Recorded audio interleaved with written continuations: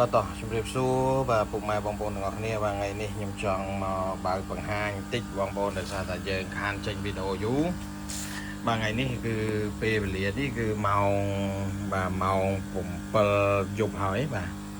អញ្ចឹងខ្ញុំបើកភ្លើងបងប្អូនបាទខ្ញុំបើកភ្លើងហើយខ្ញុំមកមើលត្រីបាទតាមពិតខ្ញុំលួចមើលដំណេកទេតែបើមិនបើកភ្លើងទេគឺយើងអត់អាចថតកើតបាទអញ្ចឹងត្រីដែលយើងត្រៀមបាទយើងបានថែវាខ្លះហើយ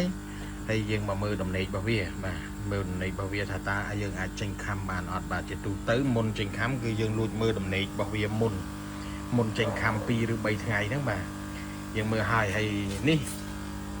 គឺជាត្រីដែលយើងបានបាទយើងបានដាក់ឲ្យវាដេកបាទត្រីនេះគឺយើងអានេះទឹកដែលយើងធ្វើបាទពេលដែលយើងដាក់ឲ្យដេកអញ្ចឹងទៅយើងលាងដាក់ទឹកធ្វើទឹកឲ្យស្អាតអញ្ចឹងមកហើយនេះជាត្រីដែលយើងដាក់វាដេកបាទมันជាធំដុំអីទេគ្រាន់តែថាយើងគ្របវាអីឲ្យបានសមរម្យទៅព្រោះត្រីនេះគឺយើងអត់តន់ចេញខំភ្លាមទេប៉ុន្តែយើងបានវឹកវើនវាបាទគឺយើងសីហើយយើងដាក់ឲ្យដេកសីហើយយើងដាក់ឲ្យដេកជាមួយនឹងត្រីបាទទាំងអស់នេះអញ្ចឹងខ្ញុំទៅបើកភ្លើងឲ្យខ្ញុំមើលកាលណាត្រីវានៅហែទៅបងប្អូនបាទត្រីវានៅហែកដាទឹកបាទកដាទឹកហ្នឹងសិតតែត្រីដែលវាពេញកម្លាំងបាទគឺវាអត់មាននៅទុំទឹកស្ញយឬអីទេបាទនៅយើងអត់គ្របប៉ុន្តែធ្វើពពុះគ្រប់កែវបាទធ្វើពពុះហើយមើលដំណេករបស់វាហើយខ្ញុំឆ្លៀតចេញបាទចេញវីដេអូដោយសារខានចេញវីដេអូយូរហើយបងប្អូនបាទខានចេញវីដេអូដោយសារតែយើង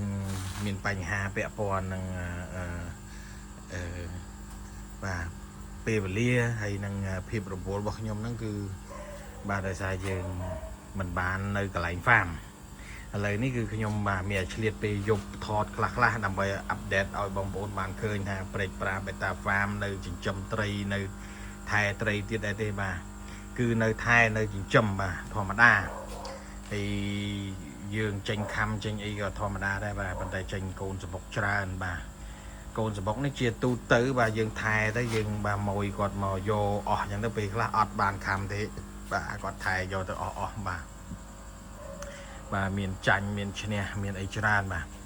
នេះគឺជាសកម្មភាពបាទសកម្មភាពហើយឥឡូវគឺប្រកាសវិញគឺខ្ញុំប្រកាសបាទធុងនេះមួយហើយនឹងធុងខាងនោះមួយទៀតបាទ2ធុងគឺប្រកាសចាក់បាទប្រកាសចឹងទៅយើង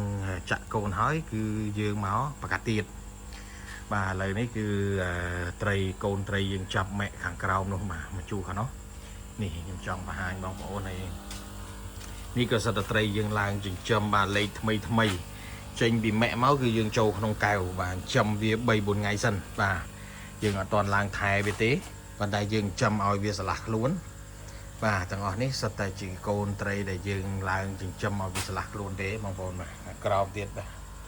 អញ្ចឹងនេះជាប្រភេទទឹកចិញ្ចឹមទេបាទមិនមែនទឹកសីឬក៏ទឹកថែទេបាទអញ្ចឹងយើងបែងចែកឲ្យច្បាស់បាទហើយនៅក្នុងកណ្ដុងនេះគឺសិតតែជាត្រីដែលយើងកំពុងម៉ែបាទម៉ែឲ្យម៉ួយបាទទាំងអស់នេះហើយខាងលើនេះសិតតែជាប្រភេទត្រីដែលយើងវាអត់គ្រប់លក្ខណៈពេញបាទមានន័យថាយើងទុកលក់ឲ្យក្មេងទូថ្លៃអីចឹងទៅបាទដោយសារតែត្រីខ្លះប៉កែប៉ុន្តែរូបរាងរបស់វាខ្លះវាស្ទើរគុំកតុយបាទស្ទើរមាត់ស្ទើរអីចឹងទៅបាទអញ្ចឹងទាំងអស់នេះក៏កំពុងម៉ែដែរបងប្អូនបាទនេះស្ទើរកំពុងម៉ែទាំងអស់បាទទើបចាប់ចូលទេហើយកន្លងមកបាទក៏សូមអរគុណបាទសូមអរគុណដល់បងប្អូនយើងដែលតែងតែតាមដាន Channel ព្រែកប្រាហើយនឹងបាទជួបបងប្អូនយើងតាមបណ្ដាខេត្តអីបាទគាត់សុំថតរូបថតអីបាទខ្ញុំនឹងព្យាយាមបងប្អូនបាទនឹងព្យាយាមចេញវីដេអូប្លែកក៏ដូចជាបច្ចេកទេសថ្មីជូនដល់បងប្អូនបាទដែលតែងតែគ្រប់គ្រងព្រែកប្រាបេតាហ្វាមបាទបងប្អូនមានចម្ងល់ឬក៏មានបញ្ហាអីពាក់ព័ន្ធត្រីបងប្អូនអាចខមមិនបាទខមមិននៅខាងក្រោមវីដេអូខ្ញុំនឹងឆែកឬក៏ខ្ញុំតបបានឃើញខ្ញុំនឹងធ្វើវីដេអូបាទធ្វើវីដេអូជូនបងប្អូនដើម្បីឲ្យបងប្អូនបានចេះពីវិធីក៏ដូចជាយុទ្ធសាស្ត្រផ្សេងបាទក្បាច់ផ្សេងក៏ដូចជាការព្យាបាលបាទព្យាបាលត្រីក្រឹមបាទមានបញ្ហាឈឺឬក៏យ៉ាងណាអីបាទបងប្អូនអាចខមមិនទៅហើយបើសិនជាខ្ញុំបាទអាចធ្វើបានខ្ញុំនឹងព្យាយាមធ្វើវីដេអូជូនបងប្អូនបាទ អរគុណសម្រាប់ការតាមដានបាទតាមរាល់ការតាមដាននិងអរគុណសម្រាប់បងប្អូនដែលជួយ Subscribe ជួយ Like ជួយ Share បាទអរគុណយើងនឹងជួបគ្នានៅវីដេអូក្រោយនឹងមានអ្វីនឹងប្លែកចែកជូនបងប្អូនបាទអរគុណបាយបាយ